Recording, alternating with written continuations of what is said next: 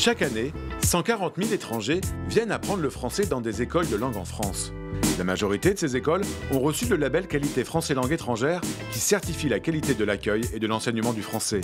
Avec l'épidémie, le confinement, presque plus personne ne vient apprendre le français en France.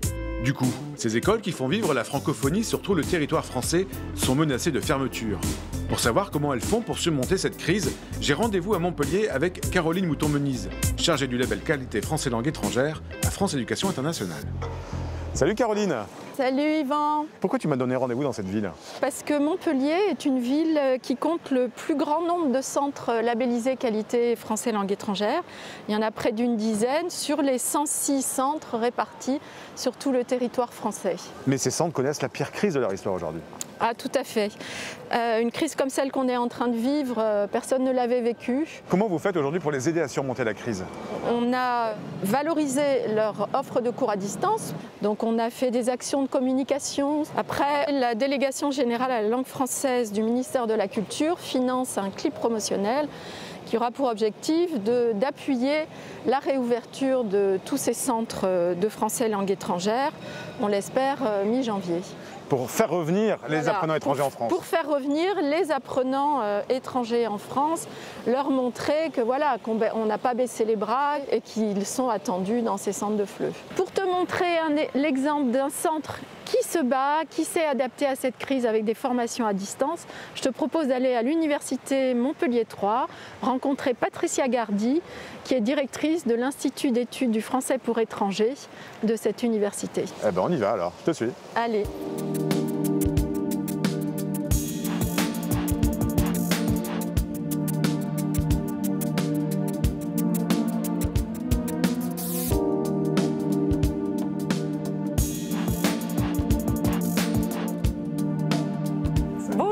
Caroline et Yvan. Salut Patricia. Bienvenue à l'IFE.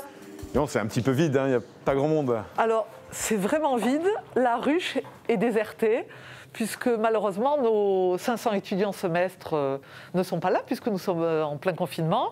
Mais ils sont quand même là, puisque nous donnons les cours en ligne. Bon, on va aller en classe, on va aller retrouver nos étudiants avancés, qui sont donc le niveau C1 du CSR, mais en ligne. Bah super, on y va? Super. On y va. On te suit?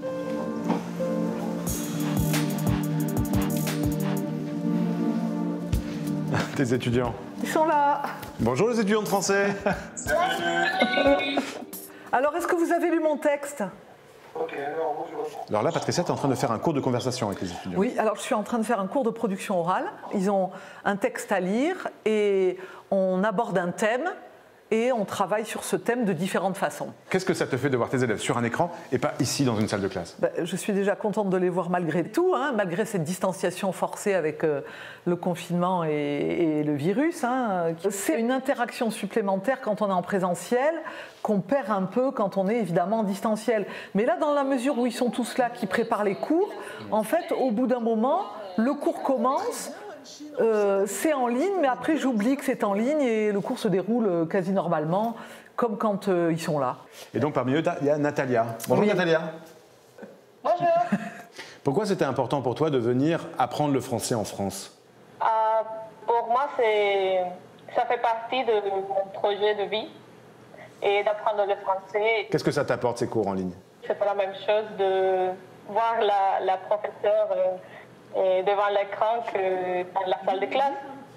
Mais je pense que c'est un outil très, très effectif pour continuer les classes malgré la situation.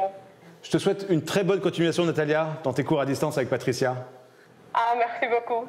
Salut. Salut. Merci Patricia, ils sont super tes étudiants. Oui, ils sont super, je suis d'accord. Bonne continuation dans tes cours à distance. Merci. Salut. Et puis à bientôt les étudiants. Salut. Ciao. Salut. Caroline me propose de partir dans le centre de Montpellier, découvrir un autre centre de français langue étrangère. Et voilà, on est arrivé donc à LSF. Et on va rencontrer qui? On va rencontrer le directeur Marc Lavigne Delville. D'accord, on y va. Bonjour Marc. Bonjour Yvan. Bonjour Caroline. Bonjour Marc. Tu vas bien? Ça va? Très bien. Tu me fais visiter l'école? Eh bien absolument, je t'invite à me suivre. À plus tard, Caroline. Salut. LSF est une école de langue privée. Si les étudiants étrangers ne peuvent plus venir en cours, toute l'équipe administrative et pédagogique, elle, est bien présente pour maintenir l'activité. Voilà, exactement. Marc, comment vous faites pour surmonter cette crise ? On a évidemment misé sur le digital, puisque c'est vraiment la seule solution aujourd'hui qui est disponible en fait, pour réussir à garder un niveau d'activité sur notre frontière. On a la chance d'être un secteur qu'on peut digitaliser, justement.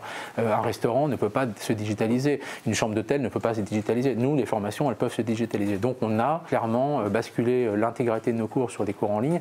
On ne s'est pas arrêté là, on est allé beaucoup plus loin que ça, puisqu'on a énormément travaillé sur des nouveaux produits plus adaptés en fait, à la consommation des cours de français en ligne. Sans le numérique, finalement, l'école aurait peut-être fermé.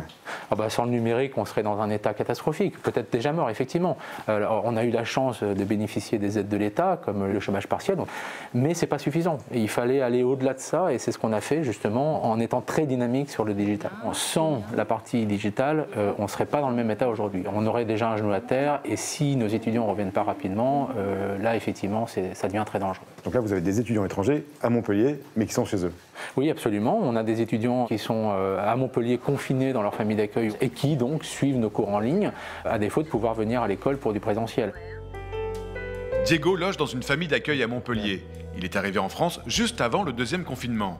Il partage son temps entre les cours en ligne avec un professeur de LSF et des moments d'échange en français avec les membres de la famille. Ta grande sœur ? Juan Diego, il y a 6 mois, tu ne parlais pas un mot de français. Non, pas du tout.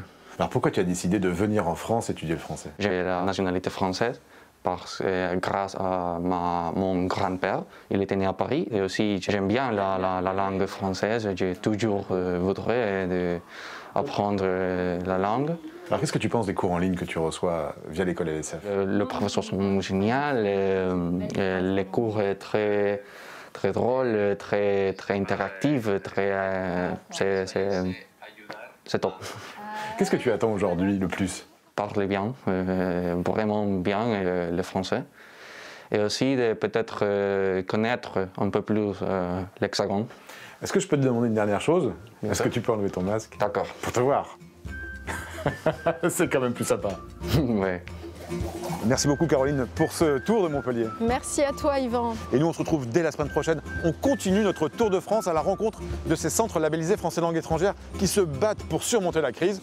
Je vous raconte ça la semaine prochaine. D'ici là, bonne semaine à tous sur la planète francophone. Salut! Salut!